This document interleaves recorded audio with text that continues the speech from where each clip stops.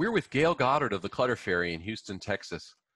Gayle, what's your best advice for people who are struggling with strong negative emotions as they try to process their clutter? Emotions always show up about clutter, and they always get in the way and shut everything down in terms of processing. So if you are picking up something that is particularly triggering, distressing, upsetting, maybe it's things that are related to a loved one that's gone away, divorce, something traumatic that happened in your life, and picking up and dealing with those things are really bringing up strong response. Sometimes standing in the middle of all of the stuff that's making you upset is a really hard thing to do. So one of the ways that you can sort of get around that and honor the fact that it's distressing to you is to take the big pile and go grab a handful of it instead. Don't take the whole box.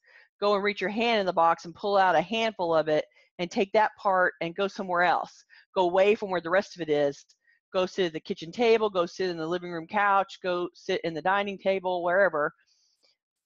Remove yourself from where all the rest of it is and where the box is that you just pull the stuff out of. Just take that one little bit and go sit somewhere else that's kind of neutral. And then you're only having to deal with, and you're sitting in the environment with that small amount. And usually that small amount will be less triggering, less upsetting, and it'll allow you to make some forward motion, and you can go spend 15 minutes, flip through those pieces. There's some stuff that might be trash. There's some stuff that might be recycled. There's things that you'll decide, oh, that needs to go to somebody, donation, mail to a family member, whatever. There are things that can be, dispersed in some other way, and you'll find at the end that you've gotten through the little pile, and then you can stop. So if it's really an overwhelming, triggering collection of stuff, small subsets in a different place will allow you to make little bitty steps forward and get there in a hurry.